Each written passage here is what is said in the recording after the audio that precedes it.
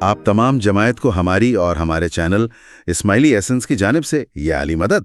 مولا علی مدد۔ آج کا ہمارا موضوع ہے پندیات جوان مردی، وہ حیرت انگیز کتاب جسے پیر کا لقب دیا گیا تھا۔ جی، لیکن آگے بڑھنے سے پہلے ایک چھوٹی سی گزارش ہے، اب ہمارے 3 نہیں بلکہ 4 چینلز کو سبسکرائب کر لیں، جن کے لنکس ڈسکرپشن میں موجود ہیں۔ اور ہمارا چوتھا چینل اسماعیلی ایسنس خدمت بھی شروع ہو گیا ہے۔ جی، جس میں واز اور گنان ہوں گے۔ اس کا لوگو بھی آپ اسکرین پر دیکھ سکتے ہیں۔ چلیں اب چلتے ہیں اپنے اصل مقصد کی طرف۔ آج ہم ایک بہت ہی خاص اور قابل احترام اسماعیلی متن پر گہرائی سے بات کرنے والے ہیں۔ نام ہے پندیات جوان مردی۔ بالکل۔ ہمارے پاس جو ذرائع ہیں وہ اس کلاسیکی تصنیف کا ایک بڑا دلچسپ رخ پیش کرتے ہیں۔ تو آج کا ہمارا مشن یہ سمجھنا ہے کہ یہ کتاب محض الفاظ کا مجموعہ کیوں نہیں ہے، اس کی اتنی اہمیت کیوں ہے، اور اس کے اس بلند مرتبے کے پیچھے کہانی کیا ہے۔ اور یہ سمجھنا بہت ضروری ہے کہ یہ کوئی عام نصیحتوں کی کتاب نہیں ہے، یہ ایک خاص اخلاقی ضابطۂ حیات، مطلب جوان مردی کے تصور کے لیے ایک مکمل رہنما ہے۔ اچھا۔ اس متن کی روحانی اہمیت اتنی گہری ہے کہ اسماعیلی روایت میں اس کا مقام واقعی منفرد اور بے مثال ہے۔ اچھا، تو آئیے اسی نام سے ہی شروع کرتے ہیں۔ یہ نام پندیات جوان مردی سننے میں بہت پروکار لگتا ہے، اس کا اصل مطلب کیا ہے؟ دیکھیں، یہ نام اپنے اندر ہی ایک پوری دنیا سموئے ہوئے ہے۔ پہلا حصہ پندیات، یہ تو فارسی لفظ پند کی جمع ہے، جس کا سیدھا سادہ مطلب ہے نصیحت یا ہدایت۔ ٹھیک ہے۔ لیکن دوسرا حصہ جوان مردی، یہ بہت گہرا اور خوبصورت تصور ہے۔ میں نے سنا ہے کہ اس کا ترجمہ اکثر مردانگی کیا جاتا ہے، لیکن مجھے لگتا ہے اس میں بات اس سے کہیں زیادہ گہری ہے۔ آپ نے بالکل صحیح پکڑا۔ اس کا لفظی ترجمہ نوجوان مرد جیسا لگتا ہے، لیکن اس کا اصل مطلب ہے ایک ایسی روحانی بہادری یا شرافت جس میں ہمت، سخاوت اور اعلیٰ کردار شامل ہوں۔ یعنی ایک قسم کی اسپریچول شیولری؟ بالکل، روحانی جوان مردی کہنا زیادہ مناسب ہوگا۔ یہ صرف لڑائی کی بہادری نہیں، بلکہ یہ روح کی عظمت ہے۔ یہ تو بہت دلچسپ ہے۔ ہمارے ذرائع بتاتے ہیں کہ یہ فارسی تصور عربی کے فتح کے بہت قریب ہے۔ جی، جس کا مطلب بھی ایک بہادر اور اصول پرست نوجوان ہے۔ اور اس کی ایک بہترین مثال تو خود قرآن میں موجود ہے، جہاں اصحاب کہف یعنی The 7 Sleepers کے لیے فتیان کا لفظ استعمال ہوا ہے۔ بالکل، اور اسلامی روایت میں تو فتح کا سب سے اعلیٰ نمونہ حضرت علی ابن ابی طالب کی ذات کو مانا جاتا ہے۔ وہ مشہور قول تو سب نے سنا ہی ہوگا، لا فتح الا علی ولا سیف الا ذوالفقار۔ جی، علی جیسا کوئی جوان مرد نہیں اور ذوالفقار جیسی کوئی تلوار نہیں۔ تو اس پس منظر میں پندیات جوان مردی کا مطلب بنتا ہے روحانی شرافت اور اعلیٰ کردار کی نصیحتیں۔ واہ، ایک طرح سے ایک آئیڈیل انسان بننے کا دستور العمل۔ بالکل۔ تو یہ دستور العمل کس نے دیا اور کس کے لیے؟ یہ تعلیمات امام مستنصر باللہ سے منسوب ہیں۔ جی، منسوب ان سے ہیں، لیکن انہیں کتابی شکل میں ان کے جانشین امام عبدالسلام کے دور میں لایا گیا۔ اچھا، تو مقصد کیا تھا اس کا؟ اس کا مقصد ان سچے مومنوں کو رہنمائی فراہم کرنا تھا جو روحانی راستے پر چلنا چاہتے تھے۔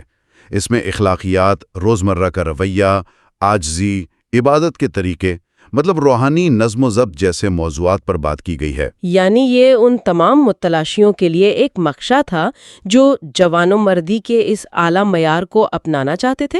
جی ہاں۔ کتاب کی ساخت کو بھی غالباً اسی مقصد کے تحت ترتیب دیا گیا ہوگا۔ اسے کچھ بڑے حصوں میں تقسیم کیا گیا ہے، جیسے پندیات بزرگ اور پندیات کوچک۔ جی، اسے 3 بنیادی حصوں میں تقسیم کیا گیا ہے: پندیات بزرگ یعنی بڑی نصیحتیں، پندیات کوچک یعنی چھوٹی نصیحتیں، اور 12 جوان و مردی جس میں 12 مختصر اصول بیان کیے گئے ہیں۔ اور اس کے علاوہ اس میں امام عبدالسلام کے کچھ فرامین بھی شامل ہیں۔ یہ ساخت سے بہت عملی بنا دیتی ہے۔ کیسے؟ مطلب آپ روزانہ 1 یا 2 نصیحتوں پر غور کر سکتے ہیں، انہیں اپنی زندگی کا حصہ بنانے کی کوشش کر سکتے ہیں۔ یہ محض ایک بار پڑھ کر رکھ دینے والی کتاب نہیں ہے۔ اور اس کی زبان کے بارے میں کیا خیال ہے؟ میں نے پڑھا ہے کہ اس کا انداز بہت صوفیانہ ہے۔ ہاں، آپ نے بہت اہم نقطہ اٹھایا ہے۔ اس متن کی زبان واقعی بہت عارفانہ اور دل کو چھو لینے والی ہے۔ مثال کے طور پر اس میں اسماعیلیوں کو اہل حق اور اہل حقیقت جیسے القابات سے پکارا گیا ہے، جس کا مطلب ہے سچائی کے راستے پر چلنے والے۔ اچھا، یہ القاب صرف نام نہیں ہے، بلکہ یہ پڑھنے والے کو ایک اعلیٰ مقصد کا احساس دلاتے ہیں۔ اور امام کے لیے بھی خاص القابات استعمال کیے گئے ہیں، جیسے پیر، مرشد اور قطب۔ یہ الفاظ تو صوفی شاعری میں بہت عام ہے۔ بالکل، یہ الفاظ امام کی ذات کو ایک روحانی رہنما، ایک مرشد اور کائنات کے روحانی مرکز یا قطب کے طور پر پیش کرتے ہیں۔ تو اس زبان نے ایک گہرا رشتہ قائم کیا۔ جی، متن اور پڑھنے والے کے درمیان ایک گہرا، ذاتی اور محبت بھرا رشتہ۔ یہی وجہ ہے کہ وقت کے ساتھ ساتھ اس کتاب کو بے پناہ عزت دی جانے لگی۔ یارکند، گلگت، ہنزا، چترال سے لے کر بدخشاں اور ایران تک یہ کتاب محض پڑھی نہیں جاتی تھی۔ اچھا، اسے سنا اور سمجھا جاتا تھا اور اس پر عمل کیا جاتا تھا۔ یہ لوگوں کی زندگیوں کا ایک لازمی حصہ بن گئی۔ اور یہاں سے یہ کہانی ایک ایسا موڑ لیتی ہے جو شاید ہی کسی اور کتاب کی تاریخ میں ملتا ہو۔ جی، ہندوستان میں اس کتاب کو ایک بالکل ہی منفرد اور ناقابل یقین حد تک بلند مقام دیا گیا۔ اسے محض ایک کتاب نہیں بلکہ ایک زندہ پیر یا حجت کے طور پر مانا جانے لگا۔ یہ کیسے ممکن ہوا؟ یہ اس کتاب کی تاریخ کا سب سے غیر معمولی اور دلچسپ باب ہے۔ ہندوستان کی ایک بہت مضبوط روایت کے مطابق امام عبدالسلام نے پندیات جوان مردی کا ایک نسخہ کپورا نامی ایک بزرگ کو عطا کیا، اور ساتھ ہی ایک فرمان جاری کیا کہ یہ کتاب 29واں یعنی 29th حجت یا پیر ہوگی۔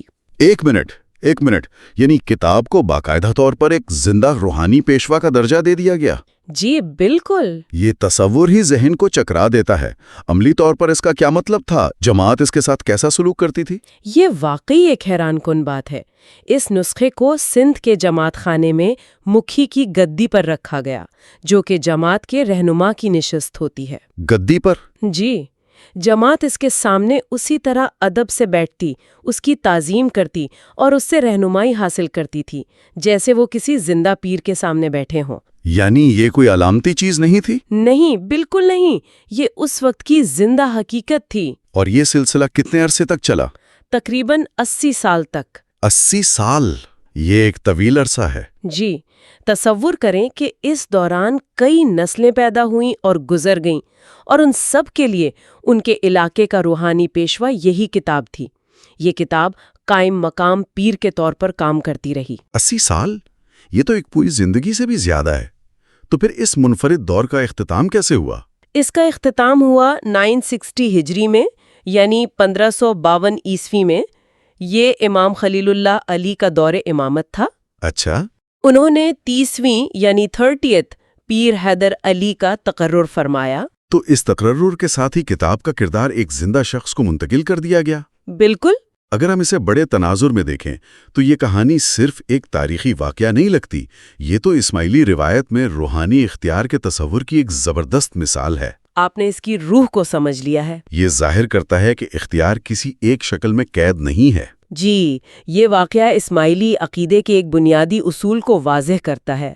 روحانی اختیار زندہ اور متحرک ہے، اور اس کا سرچشمہ امام وقت کی ذات ہے۔ صحیح۔ روایت کے مطابق جب امام خلیل اللہ علی نے پیر حیدر علی کو مقرر کرنے کا فیصلہ کیا تو انہوں نے سندھ کے مکھی شامداس کپورا کو اپنے پاس بلایا اور انہیں حکم دیا کہ وہ پندیات کا وہ اصلی نسخہ لے کر آئیں۔ جی تو کیا وہاں کوئی خاص تقریب ہوئی اس اختیار کی منتقلی کے لیے؟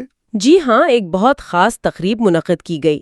اس تقریب کے دوران امام نے علامتی طور پر اس روحانی اختیار کو جو کتاب میں ودیعت کیا گیا تھا واپس لیا اور اسے نئے مقرر کردہ پیر حیدر علی کو منتقل کر دیا۔ بالکل، یہ عمل دو بڑی باتیں واضح کرتا ہے۔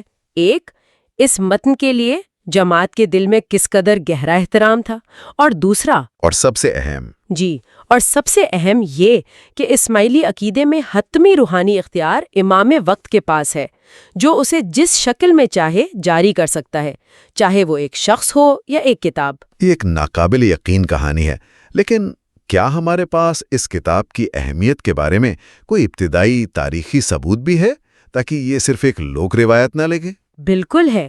ہمارے ذرائع میں سید نور محمد شاہ کا ذکر ملتا ہے، جن کا انتقال 940 ہجری یعنی 1534 عیسوی میں ہوا. یہ تو پیر حیدر علی کے تقرر سے بھی پہلے کی بات ہے. جی، وہ اپنی تحریروں میں بتاتے ہیں کہ امام مستنصر باللہ نے ان تعلیمات کا فارسی میں ترجمہ کیا اور جوان مردی کے راستے پر چلنے پر بہت زور دیا. تو یہ حوالہ اس بات کا ثبوت ہے کہ اس تصنیف کو شروع سے ہی بہت مستند اور اہم سمجھا جاتا تھا. جی، اس کی جڑیں تاریخ میں بہت گہری ہیں. اچھا، اس کی تالیف کے بارے میں بھی ایک دلچسپ الجھن ہے. جی، اور اس کا حل بھی. مشہور اسکالر ڈبلیو ایوانوو نے اس پر روشنی ڈالی ہے. الجھن یہ ہے کہ کتاب کی تعلیمات تو امام مستنصر باللہ کی ہیں، لیکن متن میں نام امام عبدالسلام کا آتا ہے. ہاں، ایوانوو نے اس تاریخی پہیلی کو سلجھانے کی کوشش کی ہے. وہ ایک بہت منطقی نظریہ پیش کرتے ہیں. کیا؟ ان کا کہنا ہے کہ متن میں امام عبدالسلام کے نام کا حوالہ اس لیے ہے کیونکہ یہ کتاب مرتب ہی ان کے دور میں ہو رہی تھی. تو اس کی وجہ کیا ہو سکتی ہے؟ مرتب کرنے والے نے اصل مصنف کا نام کیوں نہیں رہنے دیا؟ ایوانوو کی دلیل یہ ہے کہ یہ تقیہ کا دور تھا، یعنی اپنے عقیدے کو چھپانے کا زمانہ. اچھا. امام مستنصر باللہ نے اپنے گیروتاروں کو سخت ہدایت دی تھی کہ وہ ان کی یا کسی بھی امام کی شناخت باہر والوں پر ظاہر نہ کریں. تو پھر مرتب کرنے والے نے کیا کیا؟ تو جب یہ کتاب امام عبدالسلام کے دور میں مرتب ہو رہی تھی، مرتب کرنے والے نے احتیاطاً اس وقت کے حاضر امام یعنی امام عبدالسلام کا نام متن میں شامل کر دیا تاکہ باہر والوں کو اصل امام کا نام معلوم نہ ہو سکے. بالکل، جبکہ جماعت جانتی تھی کہ اصل تعلیمات کس کی ہیں. اس نظریے سے وہ الجھن دور ہو جاتی ہے کہ کتاب منسوب امام مستنصر باللہ سے ہے لیکن ذکر امام عبدالسلام کا ہے. تو ان سب باتوں کو سمیٹتے ہوئے ہم پندیات جوان مردی کے بارے میں کیا کہہ سکتے ہیں؟ اس کا اصل جوہر کیا ہے؟ اس کا اصل جوہر یہ ہے کہ پندیات جوان مردی صرف نصیحتوں کا ایک مجموعہ نہیں ہے، یہ جوان مردی کے اخلاقی آئیڈیل کی طرف ایک مکمل رہنما ہے. صحیح. یہ اسماعیلی تاریخ اور صوفیانہ فکر کا ایک خوبصورت آئینہ ہے، اور سب سے بڑھ کر یہ تاریخ کی وہ واحد اور منفرد کتاب ہے جسے ایک وقت میں ایک زندہ روحانی رہنما یعنی ایک پیر کا درجہ بھی حاصل رہا. اس کا مقام واقعی بے مثال ہے.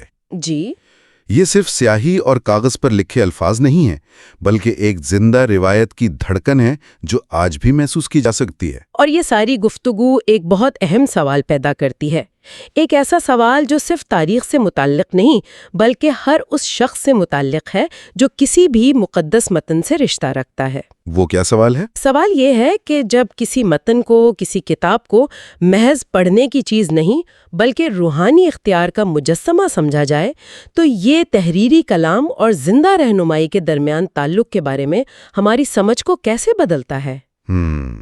گہری بات ہے.